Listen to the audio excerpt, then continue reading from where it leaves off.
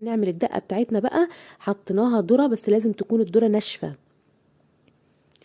هنحطها بقى هنا ايه في الفرن زي ما انتم شايفين كده على نار متوسطة، ونبدأ نقلب فيها يمين وشمال كده لغاية ما الذرة تفشر. مش تفشر قوي زي الفشار اللي احنا متعودين عليه، بس هتعمل كده شكل فيها ابيض كده، وتبقى الذرة تتحمص ويبقى قلبها فاضي من جوه عشان نقدر ان احنا نطحنها. زي ما انتم شايفين كده هنحركها يمين وشمال لغاية ما تتحمص مننا